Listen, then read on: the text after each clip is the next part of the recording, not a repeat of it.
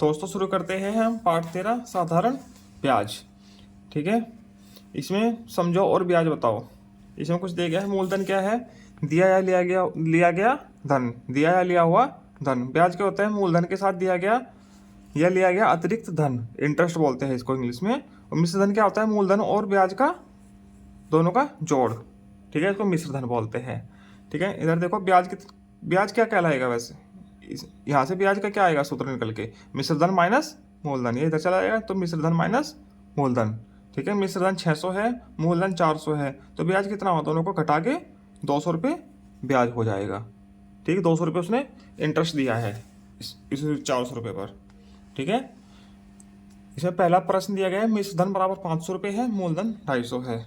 ठीक है, तो ब्याज बताना है। तो ब्याज क्या होगा? मिश्र धन माइनस मूलधन। मिश्र धन कितना है? 500, मूलधन कितना है? 250, तो कितना आ गया? 250। ठीक, अब यहाँ पे देखो मिश्र धन दिया है 800 रुपये, मूलधन है 450 रुपये। ब्याज बताना है तो क्या हो जाएगा? 800 450 कितना हुआ? 350। ठीक, मिश्र धन दिया है इतना रुपये 580 रुपये 70 पैसे, मूलधन दिया गया 500 रुपये 507 रुपये।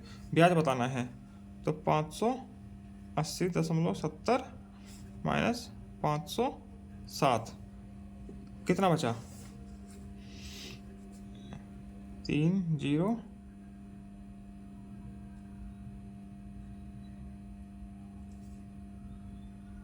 सॉरी 7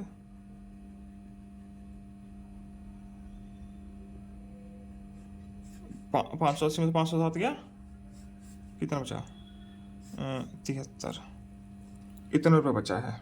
73 रुपये 70 पैसे। ठीक है, इतना ब्याज हो गया ये।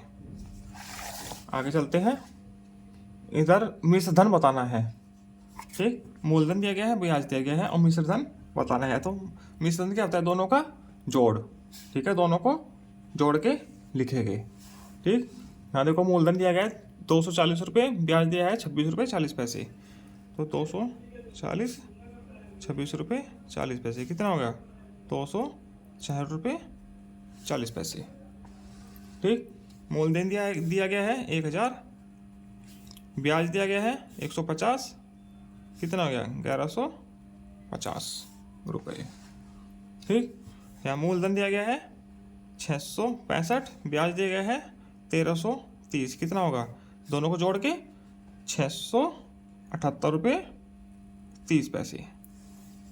ठीक, आगे मूलधन दिया है 220, ब्याज दिया है 13 रुपये 20 पैसे, कितना हो गया? 233 रुपये 20 पैसे। ठीक है, ये मिश्र धन हो गया। आगे चलते हैं, अब मूलधन बताना है। मूलधन क्या होगा? मिश्र धन में से ब्याज कम करके क्या बचा? मूलधन। ठीक है, मिश्र धन क्या हुआ? ब्याज और मूलधन का जोड़ होता है।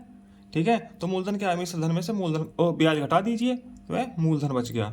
ठीक, करते हैं पहला प्रश्न। मिश्र धन कितना है? 872 रुपये।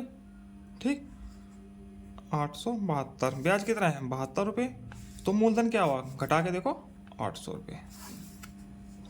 ठीक, मूलधन दिया है, मूलधन बताना है। मिश्र धन दिया है 756 रुपये, ब्याज कितना है? 56 रुपये, घटा के कितना हुआ?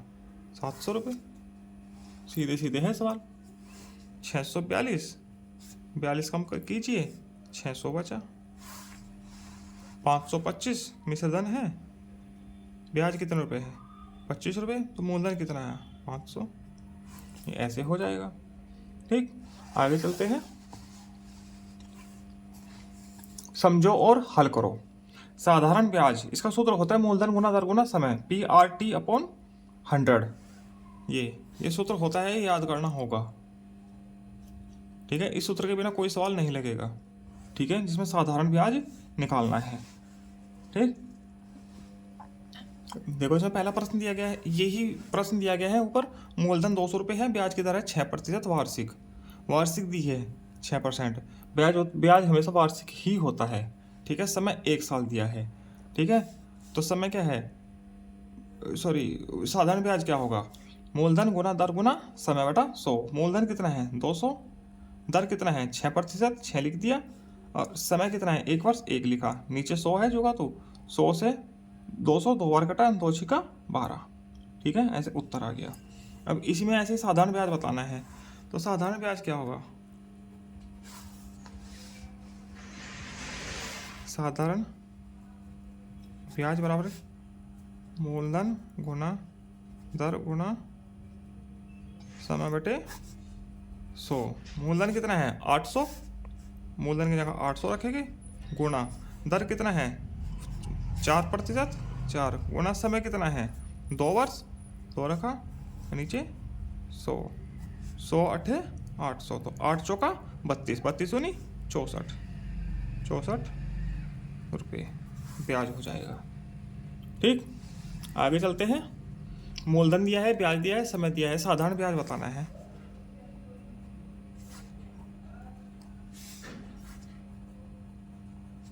ठीक है, साधारण ब्याज बराबर कितना होगा, मूलधन गुना दर गुना समय बटा 100। मूलधन है 10,000, गुना दर कितनी है 5, गुना समय कितना है 4 वर्ष, बटा 100। 2 जीरो से 2 जीरो कट गई, तो क्या बचा 100 गुना 5 चौका 20, 2,000 रुपये। ठीक, तो 2,000 रुपये साधारण ब्याज हो गया। आगे चलते हैं। ये 4 प्रश्न, ये प्रश्न दिए गए हैं एक पेज पर, चारों करते हैं। यदि नीलम ने बैंक से 7,000 रुपये का कर्ज 8% वार्षिक ब्याज की दर से लिया है, 5 वर्ष में उसे कुल कितना ब्याज देना होगा, तो क्या होगा, ब्याज बराबर साधारण ब्याज बराबर मूलधन गुना दर गुना बटा 100। मूलधन कितने रुपये लिया है, मूलधन लिया या दिया गया रुपये होते हैं मूलधन। ठीक है, 7,000 लिया है, 7,000। दर कितने हैं, वार्षिक दर 8%। कितने समय के लिए लिया है, 5 वर्ष के लिए, बटा 100। 2 जीरो से 2 जीरो कट गई, क्या बचा 70 गुना 8 पंजा 40, 7 चौका 28। इतने रुपये साधारण ब्याज हो गया 4 साल में, 2,800 रुपये। ठीक, ये एक नगर की जनसंख्या प्रतिवर्ष 2% की दर से बढ़ती है, तो दर कितना है 2%, ये दर हो गई। ठीक है, यदि इस समय उस नगर की संख्या इतनी है, तो 1 वर्ष बाद उसकी संख्या कितनी होगी, 1 वर्ष बाद। ठीक है, संख्या कितनी होगी, तो 1 वर्ष बाद संख्या मतलब कि एक प्रकार से ब्याज ही निकालना है। ठीक है, ब्याज नहीं, मिश्र धन निकालना है इसमें। ठीक है, 1 वर्ष बाद जनसंख्या निकालो, कितनी होगी 1 वर्ष बाद,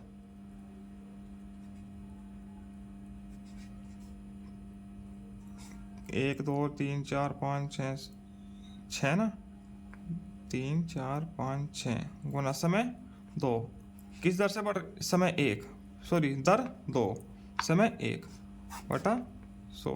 2 जीरो से 2 कट गई, कितना बचा 1 2 3 4, 1 2 3 4 गुना 2, 20,000। 1 साल में 20,000 बढ़ जाएगी। ठीक है, तो 1 वर्ष बाद जनसंख्या कितनी होगी। ठीक है, तो 1 वर्ष बाद, 1 वर्ष में बढ़ेगी जनसंख्या, एक वर्ष में बढ़ेगी जनसंख्या।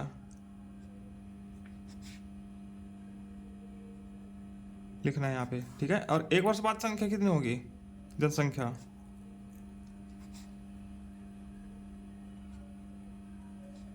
जो पहले थी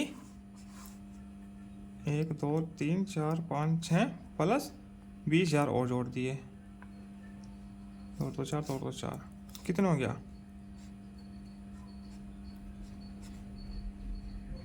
इतनी।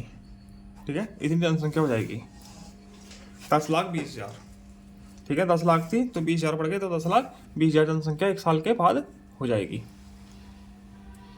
750 रुपये का 3 वर्ष में 5% वार्षिक ब्याज की दर से साधारण ब्याज बताना है। सीधा सीधा सवाल है।